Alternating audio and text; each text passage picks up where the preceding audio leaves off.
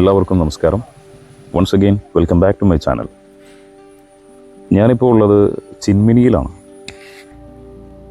സാധാരണ മാസത്തിൽ 2-3 തവണ ചിന്മിനിയിൽ വരും എന്നുണ്ടെങ്കിലും ചിന്മിനി ഡാം കാണാൻ പോകുന്ന പതിവ് കുറവാണ്.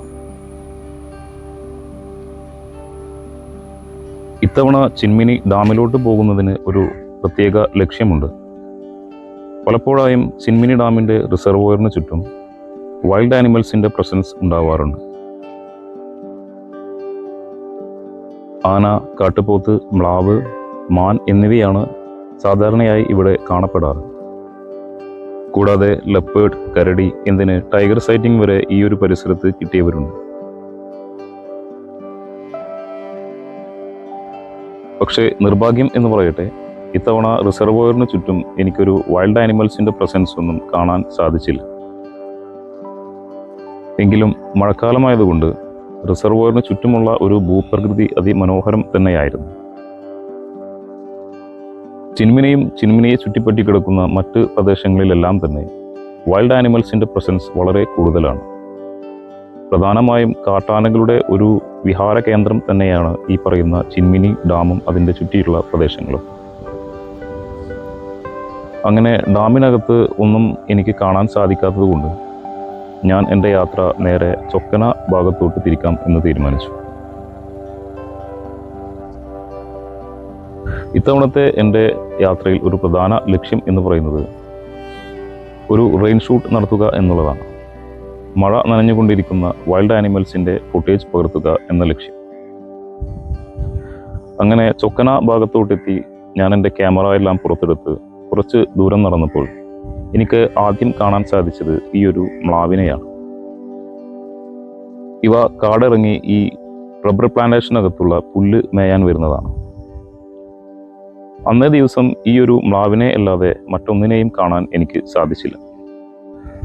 അതുകൊണ്ട് തന്നെ നെക്സ്റ്റ് ഡേ വീണ്ടും ഞാൻ ചിന്മിനിയിലോട്ട് യാത്ര തുടർന്നു.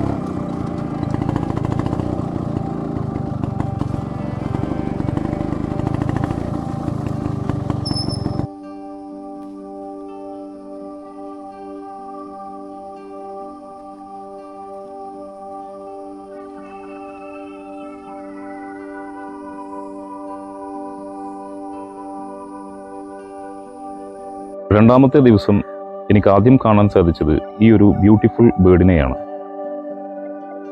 ഈ ബേർഡിൻ്റെ പേര് നിങ്ങൾക്ക് പലർക്കും അറിയായിരിക്കും. എങ്കിലും ഓറഞ്ച് ഹെഡഡ് ത്രഷ് അഥവാ കുറിക്കണ്ണൻ കാട്ടുപുള്ള് എന്നാണ് ഈ ഒരു ബേർഡിൻ്റെ പേര്. പുള്ളിക്കാരി ഞാൻ കാണുമ്പോൾ നല്ല തിരക്കിലാണ്. മണ്ണിരകളെയും പുഴുക്കളെയും പിടിച്ച് തൻ്റെ ചുണ്ടിൽ ഹോൾഡ് ചെയ്തുകൊണ്ടിരിക്കുകയാണ്. സാധാരണ ഇവ ഇരയെ പിടിച്ചു കഴിഞ്ഞാൽ അപ്പോൾ തന്നെ ഭക്ഷിക്കാറാണ് പതിവ്. ഇങ്ങനെ ഹോൾഡ് ചെയ്തിരിക്കുന്നുണ്ടെങ്കിൽ അത് ഫീഡിങ്ങിന് വേണ്ടിയാണ്. അങ്ങനെ കുഞ്ഞുങ്ങളെ എവിടെയെങ്കിലും ഫീഡ് ചെയ്യുന്നുണ്ടോ എന്ന് ഞാൻ കുറച്ചു നേരം നിരീക്ഷിച്ചു. എങ്കിലും എനിക്ക് അവയുടെ കുഞ്ഞുങ്ങളെ കണ്ടെത്താൻ സാധിച്ചില്ല. മാത്രമല്ല കാട്ടുപുള്ള് എന്നെ വല്ലാതെ ശ്രദ്ധിച്ചു തുടങ്ങിയിരിക്കുന്നു. അതുകൊണ്ട് അവയുടെ സ്വാതന്ത്ര്യത്തിന് കോട്ടം വരുത്തണ്ട എന്ന് കരുതി ഞാൻ അവിടെ നിന്നും പിന്മാറി.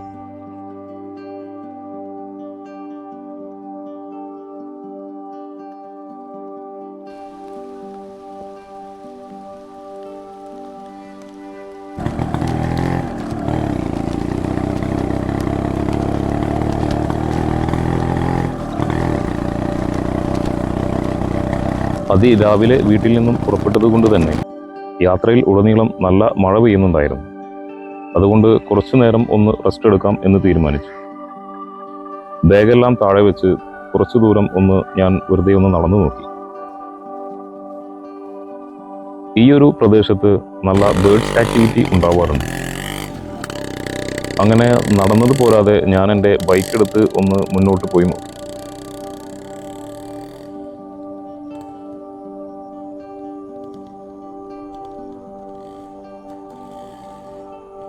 ഇനി ഇവിടെ നിന്ന് അങ്ങോട്ട് ബൈക്ക് എടുത്ത് പോകുന്നത് അത് ഒരു സാഹസികമായിരിക്കും. കാരണം വഴിയിലെല്ലാം തന്നെ നല്ല സ്ലഷ് ഉണ്ട്. അപ്പോൾ ഇനി ഇവിടെ നിന്ന് അങ്ങോട്ടുള്ള എൻ്റെ യാത്ര നടന്നിട്ടാവാം എന്ന് ഞാൻ തീരുമാനിച്ചു.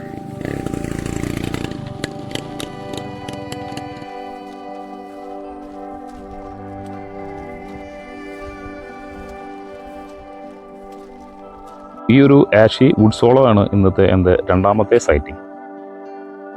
മഴ പെയ്ത് തോർന്നിരിക്കുന്നത് കൊണ്ട് പുള്ളി കുറച്ചു നേരം റെസ്റ്റ് എടുത്തുകൊണ്ടിരിക്കുകയാണ്. അതിന് തൊട്ട് പുറകിലായിക്കൊണ്ട് തന്നെ ഒരു ചെസ്റ്റ്നട്ട് ബീ ഈറ്റർ ഉണ്ടായിരുന്നു. ഇവയെ സാധാരണയായി കാട്ടിലും കാടിനെ ചുറ്റിപ്പറ്റിയുള്ള പ്രദേശങ്ങളിലും മാത്രമേ കാണപ്പെടാറുള്ളൂ.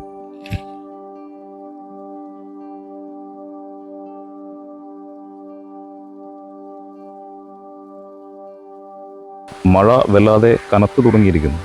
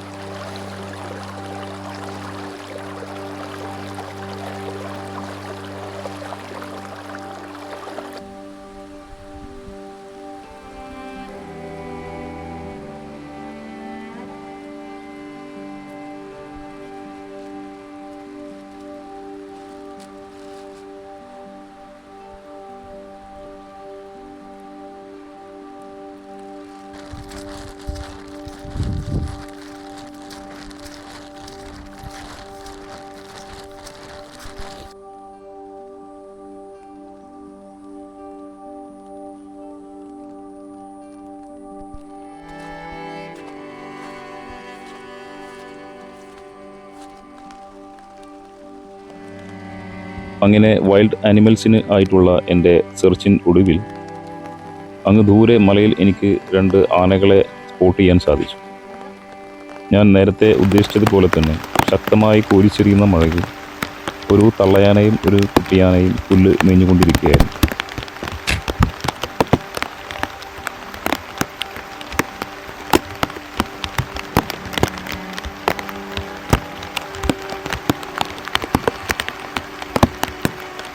ആനകൾക്ക് ശേഷം എനിക്ക് സ്പോട്ട് ചെയ്യാൻ സാധിച്ചത് ഈ ഒരു പുള്ളിമാനുകളെയാണ്. ഇവ കാടിറങ്ങി നേരത്തെ മ്ലാവിനെ കണ്ടതുപോലെ ഈ ഒരു പ്ലാന്റേഷനകത്തുള്ള പുല്ല് മേയാനായിട്ട് വരുന്നതാണ്. പക്ഷേ നമ്മൾ ബന്ദിപ്പൂർ, മുതുമല, വയനാട് എന്നീ മേഖലയിൽ കാണുന്ന മാനുകളെ പോലെയല്ല ഇവ. മനുഷ്യരുടെ സാന്നിധ്യം കണ്ടാൽ അപ്പോൾ തന്നെ കാട്ടിലേക്ക് കയറി പോകാറാണ് ഇവിടുത്തെ മാനുകളുടെ പതിവ്.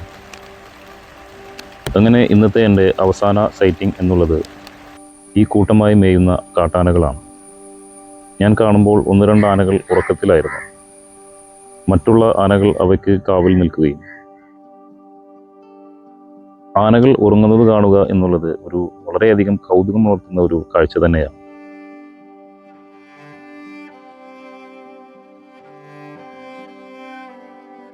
പിന്നീട് കാട്ടിൽ നിന്നും ഒരു ശബ്ദം കേട്ടതിനെ തുടർന്ന് എല്ലാ ആനകളും പെട്ടെന്ന് തന്നെ വളരെയധികം അലേർട്ടായി. അലേർട്ടാവുക മാത്രമല്ല, ആ കുട്ടിയാനയെ പ്രൊട്ടക്റ്റ് ചെയ്യുന്നതിന് വേണ്ടി എല്ലാവരും ഒരു വലയം സൃഷ്ടിച്ചു. ഓരോ ആനകളും വിവിധ ദിക്കുകളിലേക്കായി തിരിഞ്ഞ് കുട്ടിയാനയുടെ സുരക്ഷ ഉറപ്പുവരുത്തി. അപകട സാധ്യത ഒന്നും ഇല്ല എന്ന് ഉറപ്പുവരുത്തിയതിനു ശേഷം അവർ അവരുടെ പണിയിലേക്ക് തിരിഞ്ഞു. ദിവസത്തിൻ്റെ 3/4 ഭാഗത്തോളം ഇവർ ഭക്ഷണം കഴിക്കാനായിട്ടാണ് ചിലവഴിക്കാറ്. ആനകൾ സാധാരണ 150 കിലോ ആഹാരം ഒരു ദിവസം കഴിക്കും എന്നാണ് കണക്ക്. മനുഷ്യരിലാണെങ്കിലും മൃഗങ്ങളിലാണെങ്കിലും കുട്ടികൾ ഒരു കൗതുകം തന്നെയാണ്. കുട്ടിയാനകളുടെ ഭംഗി ഒന്ന് വേറെ തന്നെയാണ്.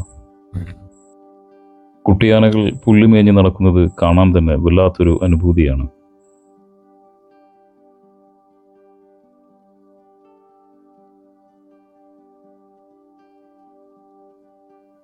അപ്പോൾ ഇതോടുകൂടി ഇന്നത്തെ എൻ്റെ യാത്രാ വിശേഷം ഇവിടെ അവസാനിക്കുകയാണ്.